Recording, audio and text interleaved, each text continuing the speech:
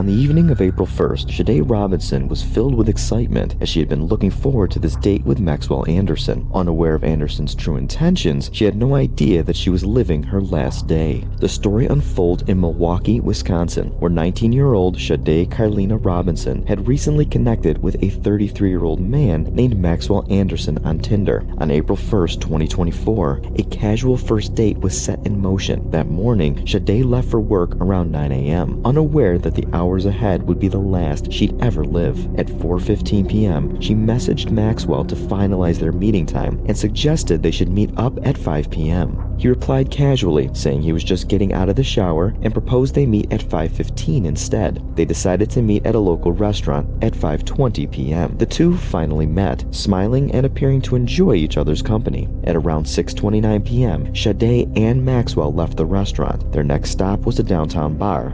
The two were seen laughing like any other couple enjoying the night. By 9:24 p.m., they arrived at Anderson's home, slipping through the back gate, not the front, but whether Sade walked in willingly or was already under the influence of something, no one can say for certain. What is known so far is that she entered that house, but she never came out. What happened between 9:24 p.m. and 12:47 a.m. remains a void. No screams, no sounds, no signs of struggle, at least not outside. But inside, some believe Maxwell led her to his basement in his so-called dungeon, where Anderson had apparently dismembered her body into pieces. Then, as the city slept, Anderson had begun the cleanup. At 12:47 a.m., Maxwell was seen to leave his house, carrying the remains of Sade, her clothes, and her phone. Over the next few hours, he drove through Milwaukee, leaving pieces of her remains in rivers, parks, and even near a children's playground. By 7:30 a.m., he torched her car in an alley, but he was caught by the dash cam of a bus, where he is seen walking away from the car engulfed in flames, towards a nearby playground, where he left dismembered foot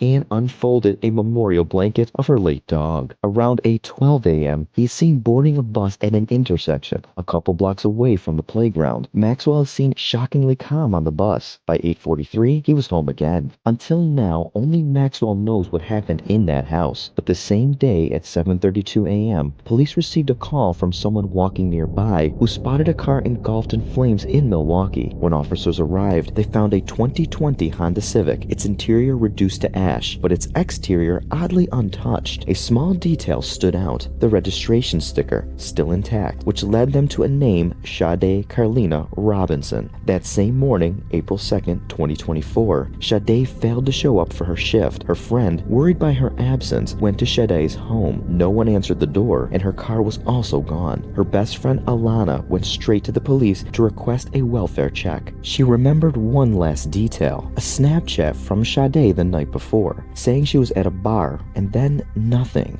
Meanwhile, she also tracked her through the Life 360 app, following her final movements to Warnemont Park, where her phone had last pinged before going silent. As they searched the park, news broke. A woman's leg had been found on a beach in Cudahy, miles from the torched car. Surveillance footage from nearby schools and buildings showed a car breaching park gates around 2:53 a.m. and a shadowy figure near the shoreline. The mystery was finally unraveling, but the horror was only just beginning. Wednesday, April 3rd, authorities arrived at Sade's home to conduct a welfare check. Up till this point, they have no idea if the leg they found belonged to Sade. Her house was empty, there were no signs of struggle, and Sade was nowhere to be found. Just right then, they received a call about the DNA results, which confirmed the found leg belonged to Sade. Now, they weren't looking for a missing girl anymore. They were recovering a body in pieces. From Sade's phone, investigators discovered the last person she met was Maxwell Anderson. April 4th, 2024, authorities arrested Anderson at a traffic stop just a few blocks from his house and took him into custody and charged him as the suspect. And on the next day, April 5th, the rest of Sade's remains were discovered around multiple locations, one of them being the train tracks, which were a block away from the torched car's location. Fast forward a year later. It's May 27th, 2025, and Anderson's trial began publicly, and with all the given evidence, especially him being seen getting on the bus right after torching Sade's car, the jury found him guilty on all counts, and as of now, Anderson has been sentenced to life behind bars. December 10th, 2023, an American comedian, Tusher Shaw, Shang was on vacation in Colombia, dancing with a woman he met there,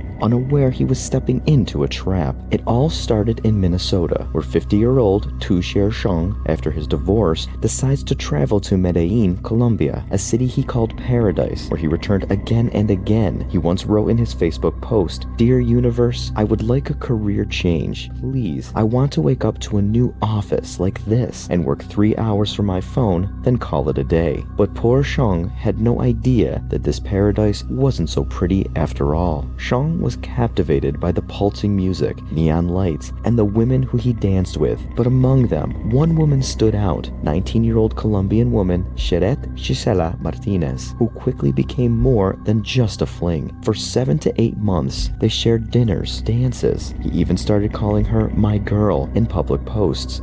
This is Korean food with my girl. Sharing pictures of their time together. By no doubt, Shang trusted her, maybe a little too much. By October 2023, Shang had returned to the US, but he missed Colombia so much that 6 weeks later, he flew back, unaware of his date's true intentions. On December 3rd, Tu posted a video from a Karol G concert. Sheret was beside him, but she kept turning away, ducking from the camera, as if she didn't want to be seen. It was subtle, but still noticeable. A week later, on December 10th, she messaged him with a simple plan, dinner in Robledo. It was a simple dinner date, but after dinner, Sheret invited him to her apartment. Shang accepted the invitation and followed her, unaware that he was being led to a trap. After arriving around the neighborhood, Shang was greeted by some other men who rushed him inside an apartment, as seen in CCTV footage, holding him as a hostage. Those people were none other than partners of Sheret, whom Shang trusted so blindly. It was a calculated trap set by her. What began as a romantic evening had now spiraled into a nightmare. The kidnappers demanded 8 million Colombian pesos, which is around $2,200. Either he was going to pay the money or they would not let him go. Under pressure, Shang called his brother and one of his friends, explaining that he is being held at gunpoint and this wasn't a game. His brother and friend somehow managed to transfer the ransom amount directly into the account of Sheret Gisela Martinez, and then everything became silent. No calls, no texts, no answers. The next day, on December 11th, the local authorities were informed that a body had been discovered near a ravine, and it was none other than Tu Shang. Even after paying the ransom, the abductors decided to unalive him.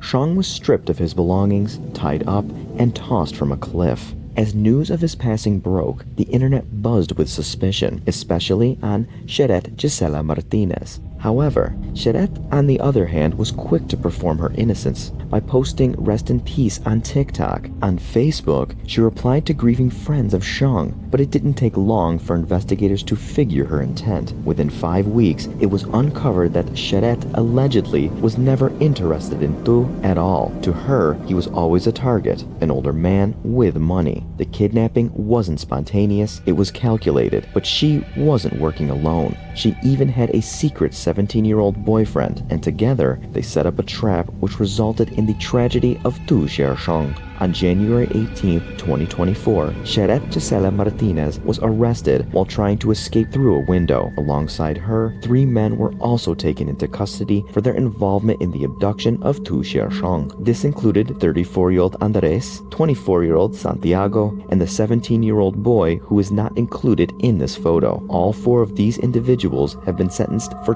28 years. Zalia Shamagalova in August 2024. Zalia, a 29-year-old university lecturer from Russia, matched with a stranger on Tinder while visiting Mauritius. But this stranger turned her vacation into a nightmare. Zalia wasn't just another tourist. She was a respected academic from Chelyabinsk, Russia. She once carried the Olympic torch in 2014. In August 2024, she arrived in Mauritius. Zalia posted many of her vibrant photos from the trip, and she was scheduled to leave for Madagascar on September 1st, but she never boarded the plane. Instead, her name would soon resurface on a missing persons report. While in Mauritius, Zalia matched with Purya Versing Sundur, a 29-year-old local IT engineer. He seemed kind, educated, familiar with the island's secrets. They texted, and they liked each other's vibe. Therefore, they decided to meet. What was meant to be a casual holiday connection soon turned into a horrifying tragedy. They were seen together sightseeing, smiling, clothing, and then a blurry video frame of Zalia in a flowing white and blue dress stepping into a blue Toyota which belonged to Puryavar Singh. From that moment on, she vanished without a sound. When Zalia didn't return that night, worry turned into fear. Her female travel companion sensed something was wrong. Zalia was never one to vanish without a word. She reported her missing, hoping it was all a misunderstanding. But then, her family in Russia began receiving weird messages from Zalia's phone that she had decided to disappear and not to contact her. The words were vague and mechanical, lacking Zalia's personality. They felt wrong. Authorities now believe those messages weren't from Zalia at all, but from the man who disappeared her in an attempt to buy time so they won't look for her. But then, news breaks. Police found the CCTV footage of Zalia getting into a vehicle and located Sundur and inspected his vehicle. From the interior of the car, red stains were discovered, and when confronted about the stains, Sundur broke down and started confessing. He led the police to a shallow grave in the quiet residential area of La Marie. Buried inside it was Zalia. I can't talk about the details of what he did to her because of YouTube's guidelines, but Sundur allegedly told police he was deeply in love with Zalia and had planned to marry her. However, in a sudden rage, he did all this to her. The exact trigger remains unclear, but the brutality of the act is just disturbing. He still remains in custody after confessing. Justy Stillwell. The story takes us to Bay City, Michigan, USA, where Justy Thomas Stillwell, 41-year-old man, works as a custodian at a middle school. Justy was kind and liked by people around him, but one day, Justy turned to Grindr, an online dating app where he meets Robert Tweedley Jr. According to Tweedley's later confession, their digital connection had stretched on for months before they decided to meet in person on September 14th, 2024. Late that afternoon, Justy quietly left his home to visit Robert, who lived just a few blocks away, unaware that this short walk would lead to his final moments. When Justy arrived at Robert's location, he felt uneasy as something was off. He could see that Robert was extremely high and not in his right senses. Realizing this, Justy decided to leave Robert's house, and that's when Robert claimed he snapped and threw Justy down his basement stairs, where he allegedly unalived him. Robert tried dragging Justy's lifeless body up the basement stairs, but it was too heavy for him. Being frustrated, he took Justy's wallet, stole $40 from it, took his car keys, and waited for the night. Then he walked to Justy's home, took his car, and drove to Walmart, where he bought a rope, hoping to move the body like cargo, but the body wouldn't budge. The next morning, he returned, this time to purchase an axe and trash bags. He used the axe to dismember the body and dumped some remains in the Saginaw River,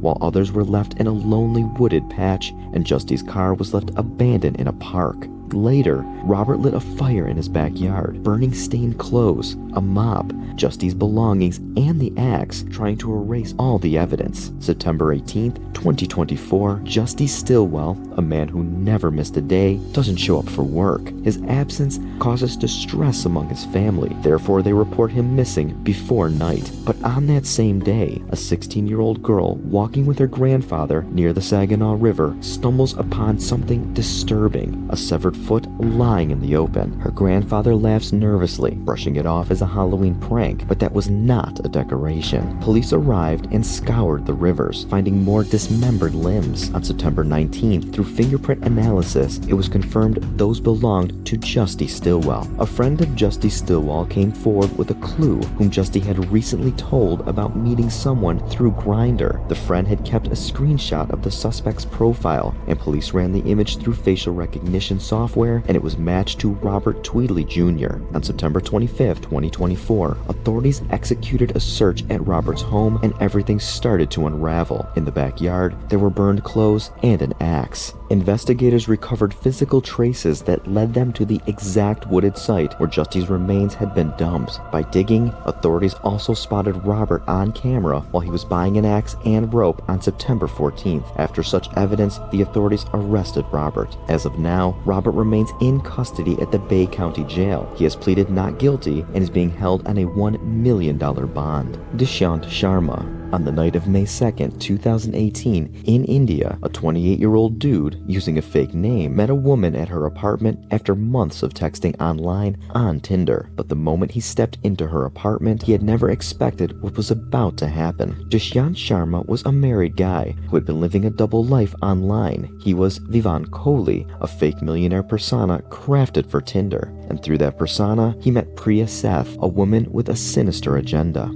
It was the night of May 2nd when 28-year-old Dushyant left his home, rushing out with the vague words, "I have some work," and went over to Priya's apartment. What he found instead were two giant dudes standing beside Priya. First, he thought they were intruders, but it didn't take long to realize he wasn't meeting a date, he was walking into a trap. He had been lured, kidnapped, and was now being held hostage for the ransom of $10,000. When he called his father, he was terrified and pleading for his life. That's when Priya snatched the phone, stating, "Involve the police, and it'll be the last thing you ever do." But Dushyant's father stated that he could only manage $3,000 at that time, and that's when Dushyant confessed that he wasn't a millionaire, nor his name was Vivan Kohli. He was just an ordinary dude with a normal job. However, this caused a panic for the kidnappers, as he wasn't just useless to them now, he was also a liability. He had seen their faces. He knew too much about them. They just couldn't let him walk away. They stuffed him into a suitcase and dumped him into the remote hills. Dushyant's phone led police to Priya Seth on Tinder, and within 48 hours, police arrested Priya Seth and her two partners. The creepiest thing about this case was that the woman was proud about luring men like this. She also stated that she was doing the world a favor by scamming these men. In her whole interview, she didn't show a hint of remorse for what she had done. In the Dushyant case, all three individuals were found guilty and sentenced to life imprisonment in November 2023. But these cases have sparked new concerns for me about the lack of safety, especially when you are meeting someone who you truly don't know.